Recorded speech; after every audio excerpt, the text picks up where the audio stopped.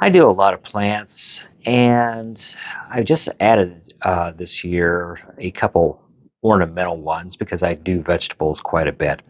And this is an alocasia california, and typically they require a dry environment, in order for their roots to do well and for the plant itself to be healthy. However, what I wanted to experiment with is putting these monstrous plants into what is called an AutoPot system. Now, I used a mixture of about, I would say 80% coco coir and 20% number three chunky perlite.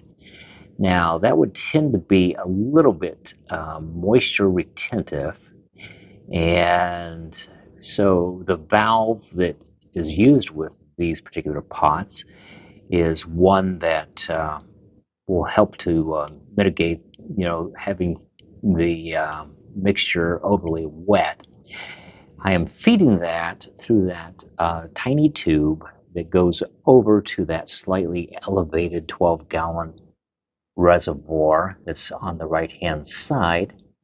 And I could put nutrients into the water that comes down, or as I'm doing right now, I'm just feeding pure water because when I transplanted these plants, they had a slow release granular fertilizer.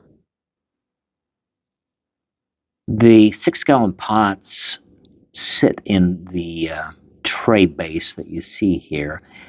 The pot itself actually has slots on the bottom of it, and that allows the water or nutrient water to wick up. Now, the depth of the water in the tray typically is about like that, and you can put, say, for example, hydrogen or lava rock or perlite in the bottom couple inches of the pot to help keep your mix from being too wet. Now, I've used a round circular plate called an air base from AutoPot, and that accomplishes the same thing. So I don't need to use those media choices in the base. I just use the coco coir and perlite that I told you about. Now on the back, there is the lid that helps to keep things clean and out. And if I were to just lift this up, and you'll want to do this from time to time, just to check on the health of the valve that you see here. Now, this is a gravity feed valve. It really has no need, absolutely no need for electricity. It has those little floats, and that red color that you see is just when you push the tubing on, it allows you to tighten that down. And the two floats and the valve set up what's called a high-low environment, and so the plant will use the water. The water will reduce in the tray until it hits a certain point, and then it refills. And so the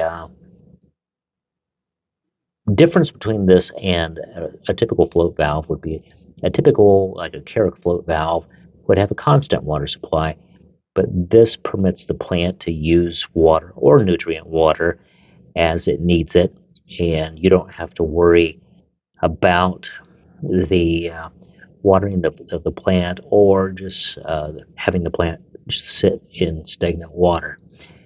It technically simulates nature, because of rains. Sometimes you have lighter rains, heavier rains, and it's a more natural, easier on the plant type setup. I've branched my tubing from that plant that I just showed you and ran it to a second AutoPot. And this AutoPot has got the same mixture in it. And what you see is a alocasia plant of a different variety. And it is another one of these tropical plants. It gets quite large. That little yellow sticky trap is just to catch a couple white flies that were buzzing around. But the ability to grow these enormous plants is quite simple using the system that I just showed you, and I get away from having to hand water. So I'm quite pleased with the AutoPot and think that it would be a wonderful solution for a lot of growers with tropical plants.